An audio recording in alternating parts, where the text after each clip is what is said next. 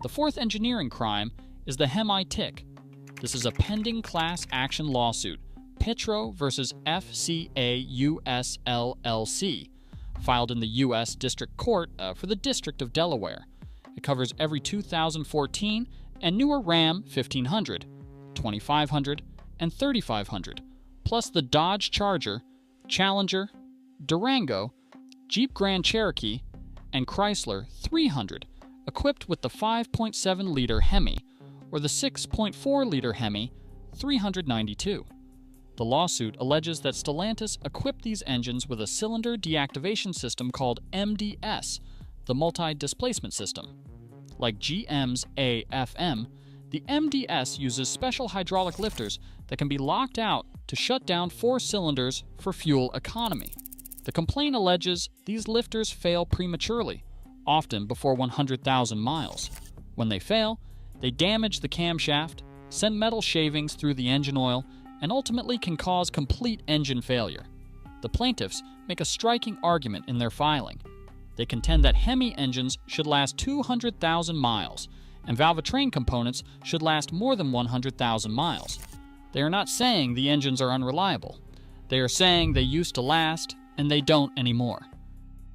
Now look at the Ram 3500 with the optional 6.7-liter Cummins turbo diesel. It is an inline 6-cylinder engine, cast iron block, cast iron head, no MDS, no cylinder deactivation. The Cummins B series lineage goes back to industrial generator sets, agricultural tractors, and medium-duty commercial trucks. It is engineered for million-mile commercial duty cycles.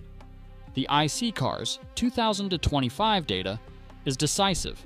The Ram 1500 with the Hemi sits at a 3.5% chance of reaching 250,000 miles. The Ram 3500 with the Cummins sits at 39.7%, which is 3.1 times the truck average and the highest rating of any pickup truck in the entire study. Same brand, same factory. The light-duty 1500 has the lifter lawsuit. The 3500 has the highest reliability rating in modern truck history. There is one Toyota on this list, but only one specific version of it. The fifth crime is happening at Toyota, the brand that built its entire reputation on reliability. In 2022, Toyota dropped the legendary 5.7-liter naturally aspirated V8 from the Tundra and replaced it with a new 3.4-liter twin turbocharged V6 called the V35A. By 2024, the engine had been recalled. By late 2025, the recall had been expanded. As of early 2026, the total number of affected vehicles has grown to approximately 270,000 Tundras and Lexus LX and GX SUVs. The cause, according to Toyota's own NHTSA filings, is engine machining debris left inside the engines during assembly. The debris adheres to the crankshaft main bearings. Under load, the bearings fail. The result is engine knocking, rough running, sudden loss of power, no start conditions, and in some cases, the vehicle stops while being driven, which Toyota acknowledges can increase the risk of a crash. The fix in many cases is full engine replacement. Owners have waited months for replacements. Some engines failed at 44,000 miles. The defect persisted across multiple model years, and Toyota has now issued a third recall covering 2024 model Tundras after admitting that previous repairs may not have fully corrected the issue. Buried in every single one of these recall notices is the same sentence: hybrid versions equipped with the iForce Max powertrain are not included. The iForce Max is the hybrid version of the same Tundra. Same chassis, same body, same bed, same 12,000-pound towing capacity. It uses the V35A engine paired with an electric motor and a different production process that does not exhibit the machining debris defect. Across multiple recall expansions, the hybrid has remained excluded every time.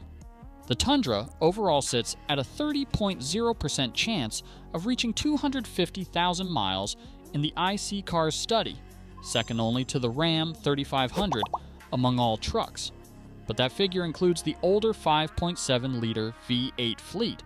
Among new 2025 and 2026 Tundras you can actually buy today, the iForce Max Hybrid is the only configuration that is not currently subject to an active engine recall.